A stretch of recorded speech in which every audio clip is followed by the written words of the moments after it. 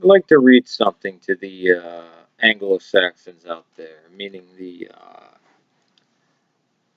English people that live in Britain,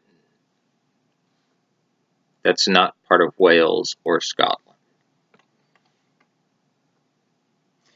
Irish monks, protectors and promoters of Western civilization. During the 6th and 7th century, Irish monks enjoyed the height of their influence on Christian culture and the work of evangelization.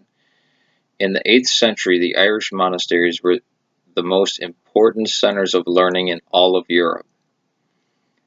The scriptoria and libraries of the Irish monasteries saved a great deal of Greco-Roman literary tradition, even though Ireland was never colonized by the Romans. Though trade and influx of some Greek monks and Irish even gained certain proficiency in the Greek language, which had virtually disappeared in the West. Christianity among Celtic peoples, which had developed separately from Roman Christianity, also had some unique features. For example, Ireland, there was no di there was no di, di diocesan priests, but the only priests were from the ranks of the monks. In addition, the abbots exercised most of the governing power in the Church of Ireland. St. Columba, 521–597, was an important evangelizer in northern Britain and Scotland, as well as the founder of a number of important monasteries and Irish traditions. St. Columba had been preparing for monastic life at an early age.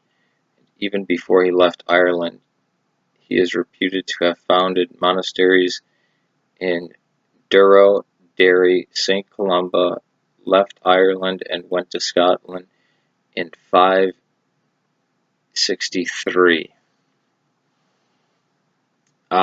Now, earlier chapter talks about Pallades, Patrick, St. Celestine,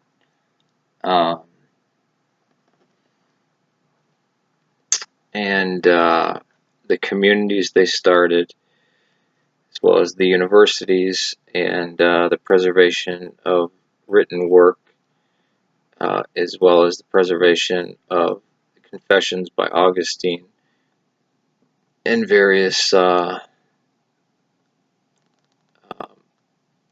Latin works of the non-Christian Romans. St. Columba built a monastery and set about evangelizing the Picts,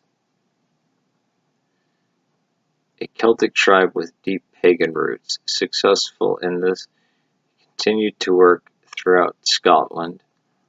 A man constant study and prayer, Columba is said to have written over 300 books, only 2 of which have survived. The Latin poem Altus Prosator, a description of the Last Judgment and its fury, is believed to have been written by him in 574. St. Columba anointed a new Scottish king, which led to the eventual conversion of the Scottish population. His feast day is celebrated on June 9th. St. Columbanus and the Irish on the continent. St. Columbanus, he enlightened, these Irish monks not only enlightened Pictland and turned it into Scotland, because the Scots were from Northern Ireland and they had to Scottish-ize Pictland, but they also brought civilization, culture, writing, mathematics, and historical record to places like Switzerland and France.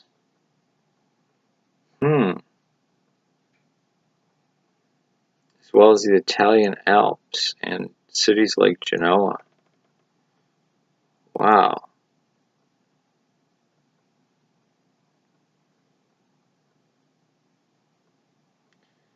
Now, I'll be nice and not. Oh, the conversion of England. I was going to say I'll just leave out the conversion of England, but there it is on the next page. St. Augustine of Canterbury, a giant in the church's history of evangelization.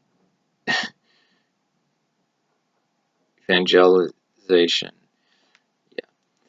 It is not known exactly how the Celts in England were first evangelized during the era of the Roman Empire, but the English bishops were already present in the Council of Arles in 314 in France. The spread of Christianity suffered tremendously setback as the invading Angles, Jutes, Saxons pushed the burgeoning Christian communities to the farthest western reaches of England. It was into the situation that St. Augustine of Canterbury, his brother monks, were thrown in the late 6th century. I'll tell you what happened. Yeah, they were wiped out by these Thor and Wotan worshipping sociopaths that were basically proto-Vikings.